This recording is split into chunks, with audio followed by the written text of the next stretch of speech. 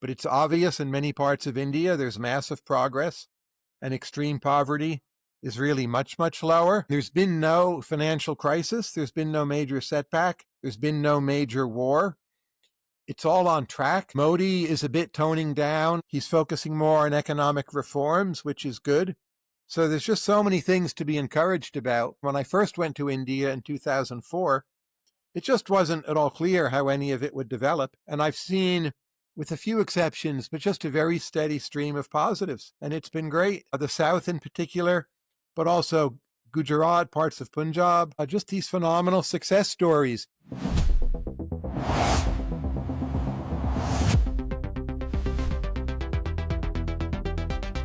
Thank you so much, Tyler, once again for taking out the time and joining me on the podcast. I want to start off by asking you about your recent post on cardinal utility and ordinal preferences, where you had mentioned that as capitalism reaches to a later stage and as economies advance, preferences and happiness sort of diverge. Like what we really want sort of diverges from what makes us happy. So on that, I wanted to ask, like, should we ever override preferences for the sake of happiness? Like if someone makes choices that leaves them miserable, do we let them continue, or is an intervention ever justified? I can think of many cases where I would wish to nudge people. Maybe the word override is too strong. But if you look at the United States right now, we have a big problem with sports gambling.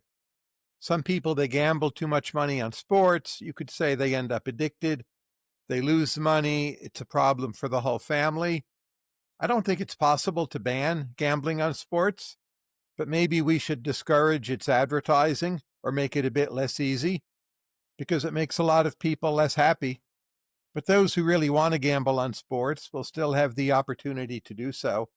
So I think we face this conflict often, and we need some kind of balance. It does not always go fully in the direction of preferences, I would say. Or alcohol would be another example, right? Or marijuana. Well, you can't stop these things from happening, but you don't necessarily want to have free dispensaries right next to your grade schools, for instance.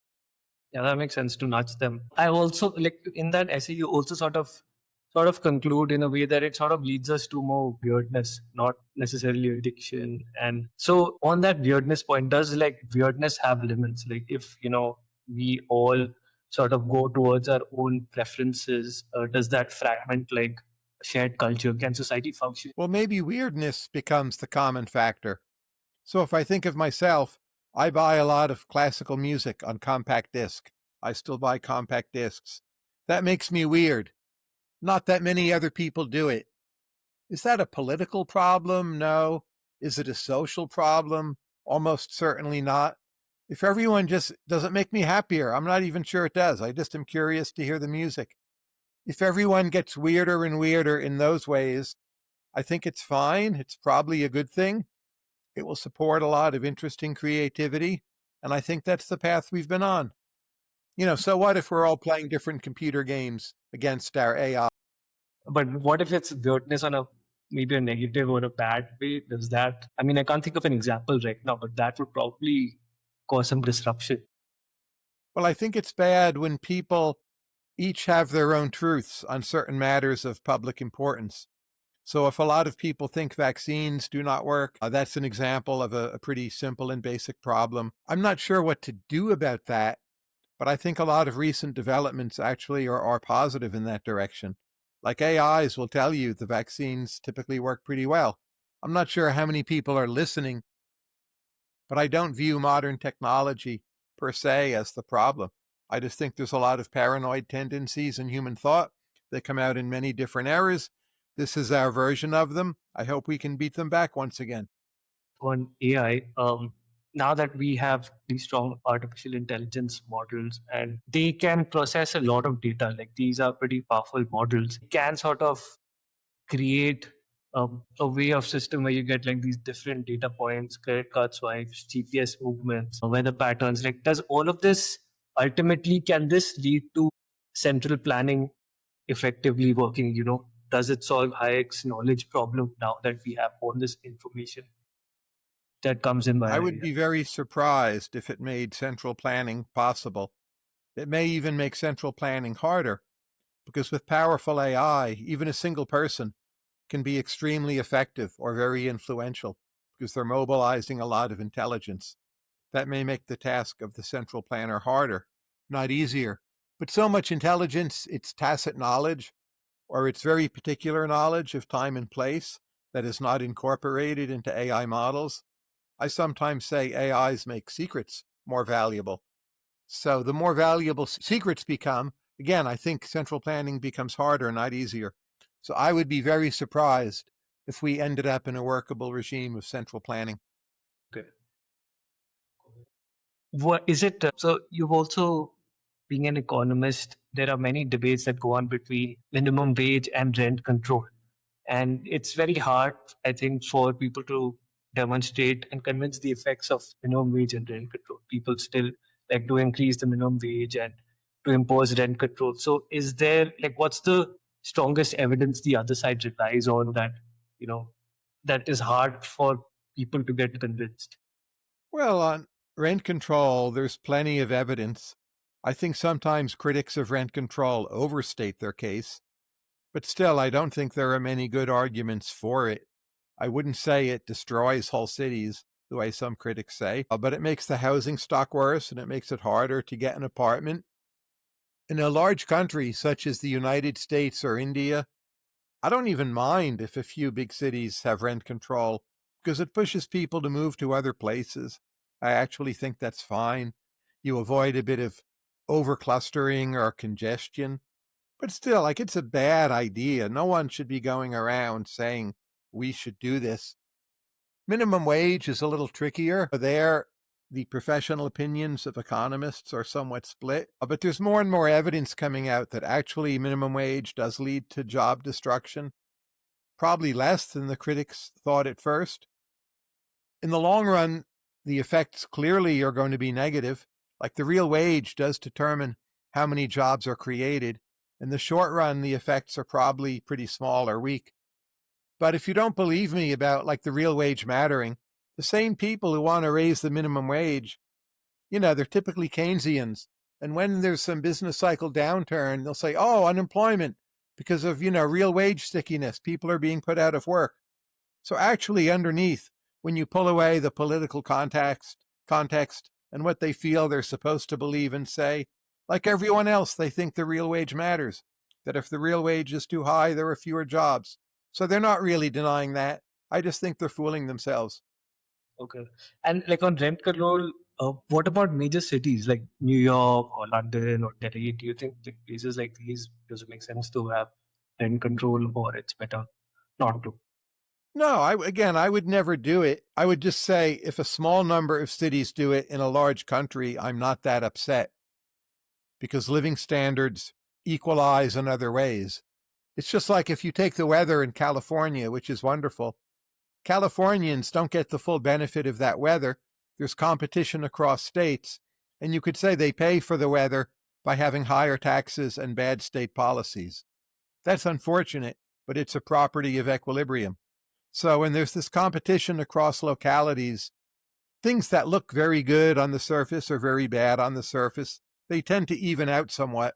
I'm just saying I don't fall apart over those developments. But again, I don't think there's really ever any reason to actually do them. What's an underrated driver of economic growth and progress historically? Well, underrated. I mean, that gets to the question of, what is really rated highly? And that's fairly complex. I think what's overrated now is the whole Asimoglu tendency to play up, rent seeking and interest groups. I think every country has that. Asimoglu in the previous book famously predicted, China was going to do very poorly. I think that's turned out to be quite wrong. I just think human capital and smarts and IQ and work ethic and culture are very, very important. I'm not sure they're underrated. I think they're probably underrated by academics. I don't know that they're underrated by actual human beings in the real world. I think it's the default theory that say, the grandmas out there have, oh, country X is doing well because the people are smart and they work hard. It's the most common view. And there's a lot to it. What about from a future perspective? Like, what is the biggest risk to global growth and progress, let's say like 1 year from now, 10 years from now, and 100 years from now? Well, across all those time horizons, I think it's war. If things remain largely peaceful, I think the prospects are truly fantastic. But if you look at world history, almost any era, you just see wars recurring again, again, and again. And there's been somewhat of a pause in that. And I'm never sure how much do we have that pause because people actually have gotten better, or how much do we have that pause for some very special contingent circumstances, like the United States is a bit of a bully and keeps some parts of the world in order. I suspect it's the latter, that it's quite contingent. And you look somewhere like East Africa, there are so many conflicts brewing. Well, is it Ethiopia and Eritrea? Is it Rwanda and Congo? Across the Gulf, what's going on with Yemen, possibly the two Yemens? Somalia might invade Somaliland. There's disputes over Puntland. Virtually, there might be a war between Ethiopia and Egypt over the dam and water flows. Virtually everything there seems to be up for grabs with ill-defined property rights. And I think we're going to have some violent conflicts there in the next year or two. So that's unfortunate. That's by far the biggest danger. Russia, Ukraine, possibly China, Taiwan. I'm sure you think plenty about India, Pakistan. I don't know if that will ever explode, but if you're just looking for things to be nervous about, that has to be pretty high on your list. There's even India, China on the other side of the border, right? Again, you don't have to think it will become a major war. It just is this ongoing tension and irritant, and it makes the world much worse. Does this risk ever go away, or this will always be there and it is just going to reduce maybe I risk of think it war? will always be there, and I think at some unfortunate point it will destroy us. That the world will collapse into another world war, probably not anytime soon, but I can't imagine like having a million years of progress without another world war. That seems to me so unlikely. And the next world war will so much set us back. You don't have to think that every nuclear weapon will be fired, but it will be, the biggest event of its century, and it will be remarkably destructive. Is there any policy solution, or maybe not policy, is there anything, any solution, maybe at least in the short term, that can reduce risk, let's say between India, Pakistan, India, China, or any of these countries? Maybe not a general solution, but maybe specific to India, Pakistan, or India, China. Well, probably there are things we can do to reduce risk. So one thing I think about, Pakistan in particular, I don't know how good are their sensors for detecting early launches from India, but I suspect they're far from perfect. India's might be better, but those are also possibly far from perfect. So just improving those and having hotlines set up for rapid communication, avoiding mistakes, making sure that some number of countries have second strike capability so no one tries to take them out with the first strike. There's a lot we can do. And maybe we don't always know where things stand now because that's typically classified information. But again, it's just very hard to believe these governments are all doing a perfect job along those dimensions. Pakistan in particular, which is just not a very well run place. And is there anything maybe at an individual level or a local level, like, or is it just out of control for like an individual to prepare for these risks, hedge these risks? Well, there are particular issues which are disputed. With Pakistan, some of it is Kashmir. Some of it is simply the Pakistani economy is not doing well and the government wants distractions. So people get upset at Modi and India rather than their own government. I wouldn't say there are single fixes for those. But again, it's hard to believe there cannot be significant improvements. So that would be the case for optimism, just that the true underlying causes are in fact things that can be improved. US and Canada get along pretty well, even with Trump. And India, Pakistan someday could be and maybe will be the same. It's just that at the current moment, it feels rather distant. You've been to India many times. I've read on your blog. How do you speak about it? So, like, is there anything about India that you previously had like a view or a belief that you have since changed? Well, absolutely. I mean, every time I go, I become more optimistic. So I know the measured rate of growth now at 8% may not be exactly accurate, but it's obvious in many parts of India there's massive progress, and extreme poverty is really much, much lower. Again, even if you don't believe all the official numbers. And there's been no financial crisis. There's been no major setback. There's been no major war. It's all on track. Modi is a bit toning down, the religious and ethnic conflict issues, which is good. He's focusing more on economic reforms, which is good. So there's just so many things to be encouraged about. And when I first went to India in 2004, it just wasn't at all clear how any of it would develop. And I've seen, with a few exceptions, but just a very steady stream of positives. And it's been great. The South in particular, but also Gujarat, parts of Punjab, just these phenomenal success stories. And then you see Indian talent in the United States doing so well. That's a positive marker, for the nation of India also. Is there a bottleneck? Like if you had to pick one bottleneck that would sort of decide India's trajectory over the next 15 years, what would it be? Well, I think there's a lot of bottlenecks. There's so many, I find it intimidating. One would just be the legal system. How long does it take to get a case heard? You know more about that than I do, I'm sure, but it seems terrible. The way women are treated seems quite deeply embedded in Indian culture. And it's improved a good deal, but there's still a long way to go. And it also relates to female labor force participation issues, which in India are quite low, and it's actually staying lower, even falling a bit as India gets wealthy. The fact that there's not true accountability in a lot of federal elections, that what the voting is about is often identity or caste or religion or different emotional feelings rather than how well did this government do.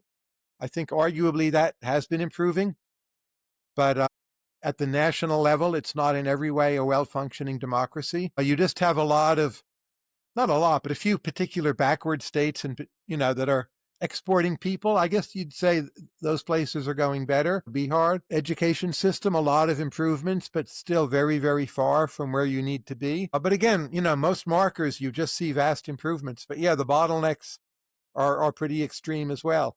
Congestion, difficulties of building real mass transit systems in major Indian cities, given they're not really set up to sustain that much underground construction. Air pollution, I think eventually you'll solve, but that will, as China's been doing, that will take quite a while. Heat, especially in northern India. How hot does it get in the summer? It kills people. It seems that's getting worse. It's not something India controls. You can put in more air conditioning, burning of coal. I mean, it's a long list. I'm sure you could add more to it than I could. But in the net overall, are you bullish, bearish, long, That short is on very India? bullish. And again, if you look at markets, take the major Indian cities, like what's happened to the price of land, at least for land assets where you can actually trade them with enforceable contracts. It's just worth much, much more, and it should be. And that's because the positives so far outweigh the negatives. Yeah. I also wanted to ask you about capitalism, markets, and democracy. People criticize it a lot. And in general, how would you defend markets and democracy for the average That's a person? very big question. But if you just ask most people on Earth, if you were to be randomly born into a number of countries, which countries would you prefer? Almost everyone would choose the capitalist democracies. It doesn't quite prove it, but in a way, I think it's obvious. And the people who are denying it, I don't really know what would persuade them if that fact doesn't. So, capitalism and democracy are both alive and well, and most people in the world want them in different ways. You may have to fuss over the timing, like could Iran become a democracy tomorrow? I actually think they could. But I've never been there. I'll admit I have a lot of uncertainty about that question. I can't really say with much conviction. Could Saudi Arabia become a well-functioning democracy tomorrow? That seems to me less likely. But again, I'd certainly admit I don't really know. But eventually, we want as many countries as possible to end up in that place. In the next 25 years, do you think more countries will move towards markets and democracy or net? I see on net a modest moves away from democracy, I'm not sure those are permanent. I don't think they are actually, but again, it's not in every way a positive trend, especially in Africa. A lot of this, the central belt of Africa inland has done very badly in those regards. They seem further from being democratic. I think capitalism, again, very mixed, but it's doing better in a lot of places. Latin America in particular, a lot of South American countries have been recently rejecting their leftist governments. And again, we'll see what happens, but you certainly see plenty of positive developments. Argentina is the most obvious case, but somewhere like Bolivia, Honduras, you can add to the list. Putting aside Brazil, most of South America is now at least experimenting with semi like right wing governments. Again, right wing and capitalism are not the same. A lot of right wing governments there, they're quite corrupt. There's crony capitalism.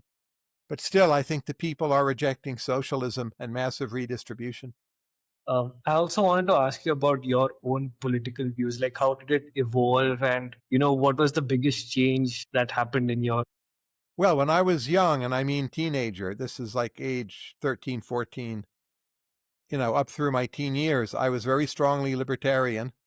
I would say it's still my major influence. Like if I'm at a conference with 100 people, different public intellectuals or scholars or researchers, like of that 100 people, almost always I'm one of the 3 or 4 most libertarian there. But relative to like capital L libertarians, I'm not that libertarian. I'm very willing to entertain non-libertarian conclusions. So that's where I've ended up. So there's been no changes. So you've had most of the views you had since you were a young man, and it's been Well, more when or I less was same. young, I was just very libertarian. I was like a libertarian. And people wouldn't say that about me now. Certainly the libertarians wouldn't. But it's the biggest influence on my thought. And again, like I said, if you throw me in a room with 100 peers, almost all of them are less libertarian than I am, just like as a kind of gut level fact check. And you listen to these people, you read what they write, and you think that's terrible. Like they're not sufficiently cynical about government. And that instinct of mine, I think it's still really very correct. You had also recently posted about your visit to Dubai, and you had posted the Emirates Mall. There were a lot of Christmas decorations, and the flight. You also had posted one link. The Emirates flight, there was like a Christmas decorations on it. So there are many places, even here in India, where you'll see like in cities there are more Christmas decorations. I mean, not only in Christmas, but there are sort of these leanings towards the West. There are like these instances where these spaces are becoming more tolerant and liberal in some way. Maybe it's just a show. But there are certain parts of the West that I feel are getting more populist and are going a little bit away from the liberal side. So what is going on here? Like, do you have any theory or what's happening? Well, I find the global distribution of Christmas fascinating. For one thing, most countries need a major gift giving holiday, right? It serves useful social functions and families get together. So, not every religion supplies that automatically. And most of the world now is coordinating on Christmas. You go to Japan, South Korea. I mean, South Korea has a lot of Christians. Japan does not have so many. But Christmas is a big deal. India, the UAE, which is based like on shopping malls and mega commercialism, it's like the perfect country to have Christmas be a big deal. And there's so much money there and so much retail. And people from many other Arabic or Middle Eastern countries, Muslim countries, go there to shop, to vacation, to go swimming. So Christmas, it's like no longer a Christian holiday. In the US, I would say our Christians are less Christian, and we have more Hindus, more Muslims, more whatever from other countries. Christmas is widely celebrated here, but it's just not that Christian a thing. And that makes it easier for the rest of the world to celebrate Christmas. It's like the Mas, the MAS part, more in Spanish is what matters, and the Christ part is being taken away. Not everyone likes that, but just how quick and how strong that trend has been is something I followed. Correct. You also travel a lot, and in today's world, travel is very easy. Like it's convenient to get to places, and the travel along with the internet should have made the world, I think, a little bit more interconnected and more liberal in some sense. But it's sort of we are going in the other direction where we are seeing more populist politics. So why didn't like travel and the internet not lead to populist politics? Well, I'm not sure the world is becoming less liberal. This is complicated. So I think if you look at, say, the Muslim countries in and near the Middle East, they are significantly more secular than they were 20 years ago. And overall, women have more rights. Again, with significant outliers there. But it seems to me obviously true. And those are liberal developments for a very large number of people. If you go to Indonesia, it seems there's more fundamentalism, but also the country is more modern at the same time. So what's the net trend there? Not easy for me to say. You go to China, it's more authoritarian because of Xi. But at the same time, in some ways, it's also more liberal. There's more commercialism. It's just more of a normal place than it had been. So I think it's a very confusing situation. A lot of the early promise of the internet, it's fashionable to say it didn't happen, but a lot of it happened. It's just we got a lot of other bad things with it too. So the case for internet optimism, I don't feel it's vanished. I just think it's hovering and highly uncertain. Yeah, but like the West, like in Europe, in some places, there are many populist parties that are coming into power. Populism is sort of on the rise. So why in the West did travel and not the internet reduce did not lead to more tolerant and liberal policies? Why did it lead to populist policies, if there is a view you hold? Well, I'm not sure what drove populist policies in the United States. Early on, the biggest driver was cable television, not the internet. So maybe the internet ended up as the carrier of it, but possibly was not the cause. I would just say that's uncertain.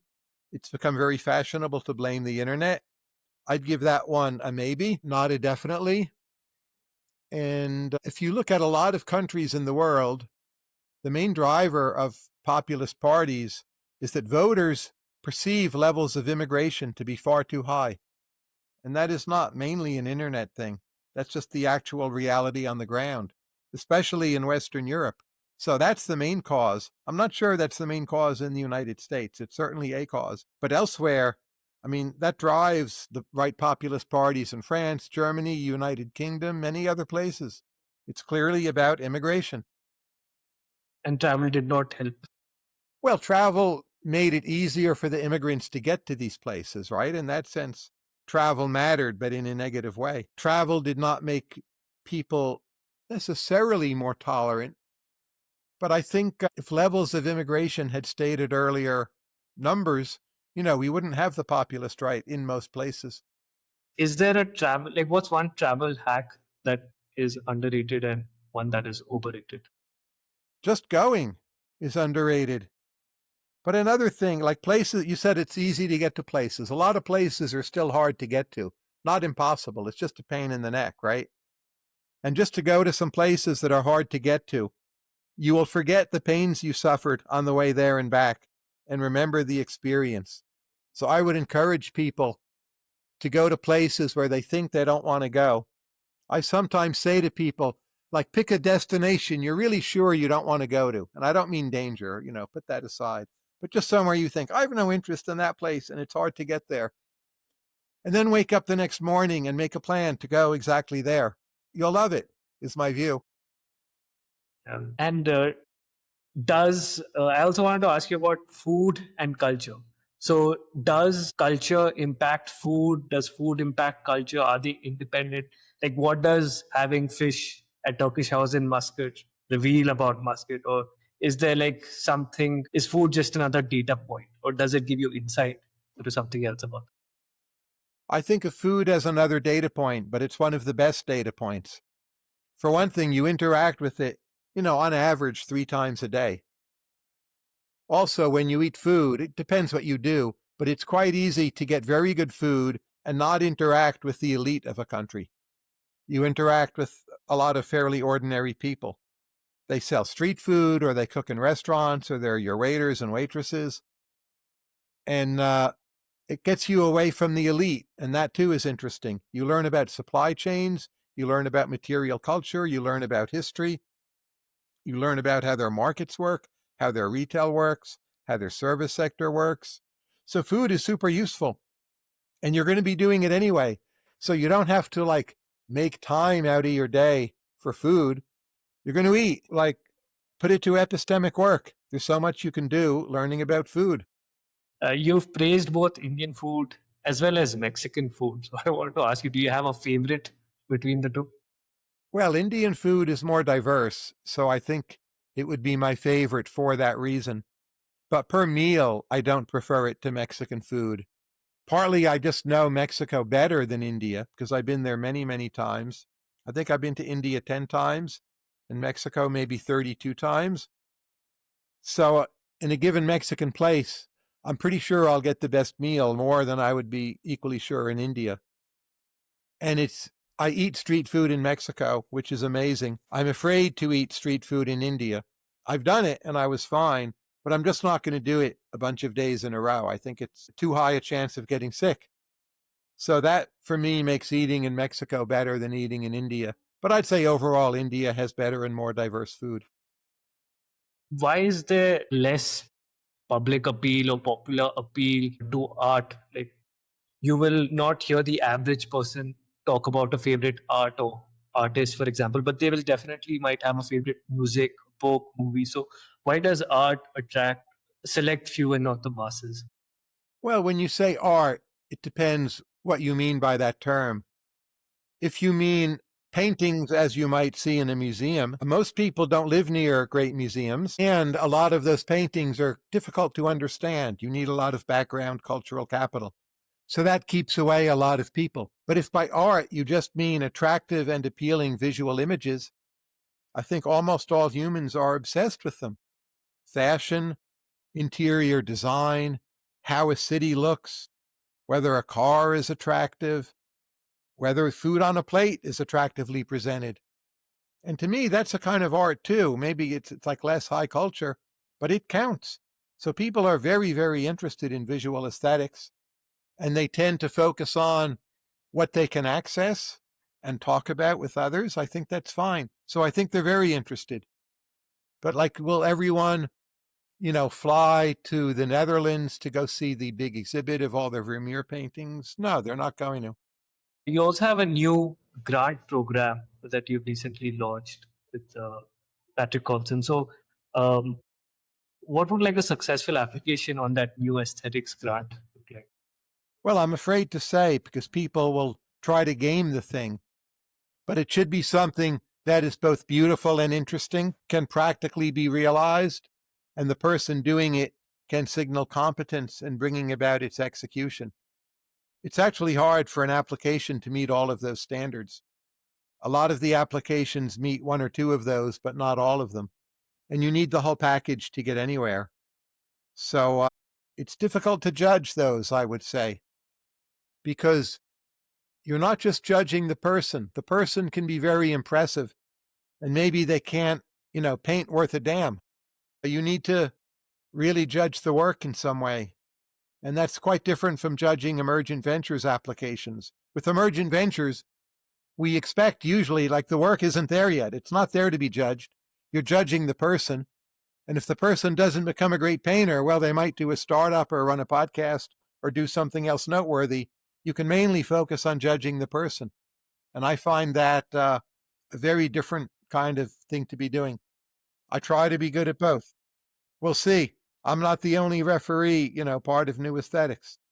No, it is ambitious, and I think it's in the really nice direction. But I think we'll succeed. Patrick's original tweet on new aesthetics, we're now talking only a few days after it was put out, but it already has more than 3 million views, and people are talking about it a lot on social media.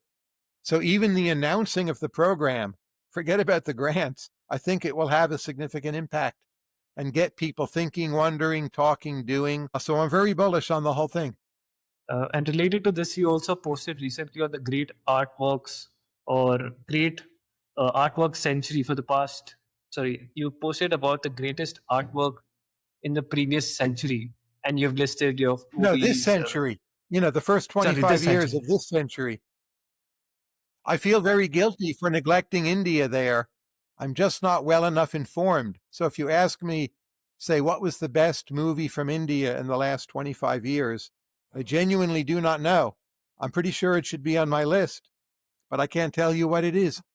And about the ones that you did list, like what is the thought process or decision making, or how do you come up with that list? Is that just something that you feel internally, or do you have like a criteria or standard? That how did you come up with that those set of things? As I said in the post, it was a very seat of the pants enterprise and not comprehensive. But there's something to be said that if you just sit down and feel what comes to my mind, maybe those were the enduring works. Maybe that's in some ways a little more useful than if you try to survey everything that came out and draw up lists and spend days working on it. Just what sticks with you ought to matter in some way. Obviously, it's a subjective list. It's for other people to draw from and add to or subtract from, and they do their own. I'll learn from that. I'm not at all ashamed that it's such a subjective list. But if I had to think about something for a week to remember this album, this movie, like it, almost by definition, it shouldn't be on the list, I feel. And if I know you don't know a lot about Indian art form, but like if you had to pick amongst all the Indian art forms, like movies, paintings, music, there are different art forms, right? So in India, which art form do you think is the best or the one that you like? Well, I think there's been a lot of strong positive movement in painting. Most of this I'm seeing online in JPEGs, and that's not nearly as good as being there in person. I've never been able to put much time into the Indian gallery scene, but I've seen really a lot of wondrous things and heard good things. I'm very optimistic about Indian painting. Before we move on, so for in Indian painting, going back to my earlier question, not everyone gets an Indian painting. Like if I go down, no one's really talks about Indian painting, but it's the select few that understand that appreciate it, that buy it. So what again sort of delinks the appeal to the masses? Well, I doubt if it appeals to the masses, and even the cheaper works are too expensive for the masses.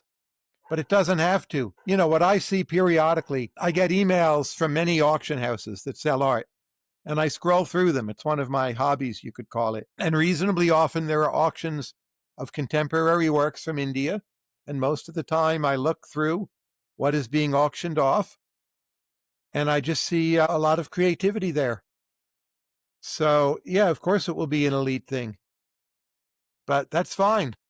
If you look at popular Indian, like folk art, festivals, cuisine, how women dress, at the so called popular level, again, you see so much that's wonderful. You go to the Taj Mahal, I think how the women dress up to go there is more attractive than the Taj Mahal itself. Like the saris, the jewels, it's fantastic. And those are not, in general, wealthy people. Some of them will be, but not so much. Or like an Indian wedding, or how colors are used in Indian cinema, Bollywood, or, in Telugu. So many things that are not elite, that are visually or otherwise highly attractive. Music, fashion, just a lot of areas where India is now extremely vital. I want to ask you about AI. What gives you confidence that AI will create more jobs as it much it will take? Like on the net, will it create more jobs? I think you do say that. So what gives you that confidence? Well, there's a lot of economic history where you see radical technological changes, and those changes tend to boost wages and create more jobs. I don't see why AI should be different. And just to cite some simple examples, we'll need a lot more jobs in the energy sector. We'll probably have a lot more human entertainers. We'll need a lot more jobs in bioscience and doing biomedical trials. We'll need a lot more jobs taking care of the elderly. Those are areas where there'll be a lot more jobs, in very, very high numbers, not just a few. And AI will help drive those processes. Are there plenty of areas doing like routine work with paper and data and numbers where jobs will disappear? Absolutely. How about writing for the AIs? You mentioned it, and now it's sort of there is commentary on writing for the AI. So if I want to write that, I want to make the writing valuable to the AI as well as the human. Like what changes? What changes so that it becomes valuable to the AI? Well, first, your writing and podcast also, it's going to listen to what we say, right? You want it to be open source, that it can be accessed. That's, the prerequisite. So start there. But the AIs are very smart. They're mostly smarter than we are. So it's a tough barrier, But you want to say things, write things that the AI finds convincing or useful or informative. And try to do that. And then the AI will incorporate that. It will cite you, it will refer to you, and it will use your ideas, and you're making it smarter. It's like writing for the Encyclopedia Britannica in the old times, writing to be high in Google search optimization in more recent times. Why would you not want to do that? It's one reason, I do a lot of podcasts with other people, not just my own. It's a big reason why I'm doing this podcast. Yes, I'm doing it for you, but I'm doing it for GPT, Claude, Gemini, whatever, Manus, Llama, doing it for everyone. Yeah. Also, I mean, related to this is you've recently written a column on how reading is past its prime and we're moving to an old culture, at least in the US. So, if we are writing for the AIs, if people are chatting to the AIs, won't that lead to an increase in reading? Perhaps you're reading what the AI chatbot says, but do you really think it's going to decline, or is it a particular type of reading that will decline? The AIs are going to change, so I don't think you can target any one tactic or strategy too obsessively. Just do a lot for the AIs over time, see what works. Another reason I write and podcast for the AIs is so it knows me. So if I'm traveling somewhere, including India, and I just ask it, like, where would Tyler Cowen want to eat in Delhi? It knows what I want. It's great. And it knows where I want to eat. And, because we did this episode when I said before, like, I don't really eat street food in India. Well, now it knows that. So it's going to send me to where I want to go. And that's a very valuable service, that the AI knows me as an individual. I can ask it, what books should I read? And it has an excellent sense of my taste. So, what about reading? Like reading, you mentioned in a column will decline. So, will AI cause that decline not to happen because you're going to write to the chatbot, you're going to read what the chatbot says. So, do you think reading will decline? Well, I think reading of books will decline, but I don't think reading will decline. And just as you said, you'll read more from the AIs. Now, sometimes the AI may even package it in a book form for you, through some kind of machine, 3D printer, whatever, because that's a convenient way to carry things around. You don't always want to read on the screen. But still, books as we used to understand them, I think, are somewhat in decline, but reading is not. If you had to start the marginal revolution block today, what would you do differently? Well, I can change anything I want anytime I want. So just look at what we do. I think there are more links over time because there's a lot of good writing. And as you become acquainted with more topics, you find more things to link to, but you don't necessarily know enough about any one of them to say something intelligent about it. So I have a link coming up today on the conflict in Sudan. I would not have made that link 10 years ago, but I'm quite sure I don't know enough to write a post on the war in Sudan or the wars in Sudan. So it's just a link. I think I'm doing more personal narratives about my own life because the AIs can't do those, and I want the AIs to know me better. That's a change, we've already been doing. So those are some simple examples. And if you had to start conversations with Tyler from scratch today, would you do anything differently? Again, I change that all the time. I can interview anyone I want. This year, I want to interview more obscure people, fewer famous people, even though the famous people get more downloads. I want to interview more people on British history, more people related to the NBA, possibly to chess. So they're all things I can do. I'm going to try to do them. Now, I often need cooperation from guests or potential guests. So I'm not just like fully in charge, but I have plenty of plans. And last year we did way more episodes. I want to keep that up. So again, these are all things that are going to happen. Is there a guest that you want to interview or people want you to interview that you have not yet interviewed?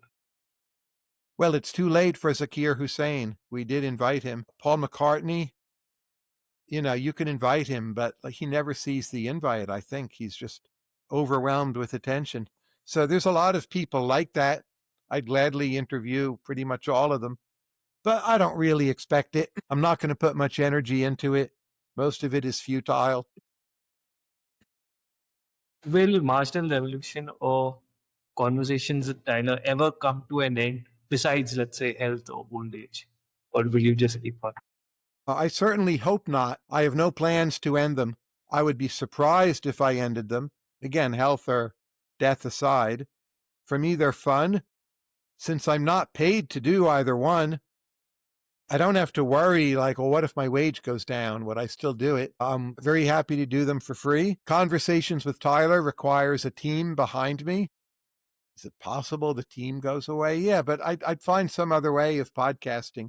So I just think they're going to continue in some form or another. I would do them for many fewer people. Like, say, my audience fell by text. I would still do them. You naturally enjoy the conversations and the I preparation enjoy for it. it. The people I would have left would be, I think, very high quality. So I'm not dependent on this like super high audience demand, even though right now we have that. How will you identify obscure people, like guests that you want to? Like, how do you, if someone is obscure, how will you figure out that these people are obscure that need to come? Well, often someone writes to me and recommends them, but also very typically I'll read a book and really like the book. And maybe it's the person's first book, it just came out, and then I'll think, oh, we should interview that person. Like, obscurity is relative. Like most of these people, they're not truly obscure. You can Google their names and you'll learn things about them, but they're obscure in the sense that even amongst intellectuals, most people probably have never heard of them. What did you, as a young 30-year-old, get right and wrong about the future? Young, like how young? As a 30-year-old. 30-year-old. When I was 30, this is 1992. Was mostly optimistic about the world. I thought globalization would continue and lead to a lot of competition across governments and a lot of wealth creation. And the 30 years since then brought that to a large degree. I'd say I was too optimistic about classical liberal ideas. 92. My big worry in 1992 actually was that Russia would invade Ukraine and there'd be a war in Eastern Europe. For a long time, I was kicking myself. Well, that never happened, but I always thought it would happen, and I still continued thinking it would happen, but it felt like one of these predictions where you were just wrong because it didn't happen. But of course, it's happened, and I think I saw the reasons why very clearly and was really quite correct about that, in 1992. I also thought China would try to take Taiwan in 1992, and we'll see, but I expect I'll be correct about that also. And in 1992, that was not such a popular or common opinion. How did you form these opinions, like so early on that you got right? Like, where does this is this reading a lot of information and processing this? Like, how do you form these opinions that led to these correct predictions? From reading a lot of world history and seeing that certain types of conflict over territory keep on recurring again and again and again. Middle East would be another example. And Russia has wanted Ukraine since at least the 18th century. Most of the time since Catherine the Great, they've controlled Ukraine. If you speak to Russians, a lot of them think of it as theirs. I feel that's quite wrong, but it's a strong view they hold. And the Russian state itself depends upon militarism for some of its legitimacy and impetus, and you could even say dynamism. So I've long been convinced on that topic. Same with China and Taiwan. The Chinese people view their nation ethnically, and that means whether you agree or not, they think Taiwan is theirs. Now, I've also always thought India and Pakistan will not ever destroy each other. It will be tense for a long time, but manageable. And so far, that's been correct. I don't think you're going to see a war, India versus Pakistan, the way you've seen with Russia, Ukraine, or might see with China, Taiwan. I just think it'll go on as ugly and messy and small scale for a long time to come. And it won't blow up. Will not truly blow up, but could it be bigger than it's been in the last 20 years? Yes, it could be. And what probability of success do you think Russia and China will have? Depends what you count as success. So I think China's chances of incorporating Taiwan are fairly high. Will that help China much? That's far less clear. Russia, they have over 1 million casualties and they've almost bankrupted their nation. I would say by definition, that's not a success. But in the long run, demographics are working against Ukraine. And even though I don't think Russia will, in military terms, conquer Ukraine in the next few years, it's quite possible that 30 years from now, Ukraine as an independent nation just does not have enough people, and it does end up incorporated in the Russian orbit. I don't know if I'd call that success given the costs and lack of actual return, but some Russians would view that as success. I also wanted to ask you, related to that earlier question, is what are you more likely to get wrong 30 years from now? Like if you're looking back to this day, 30 years in the future, what do you think you'll probably get wrong about the future?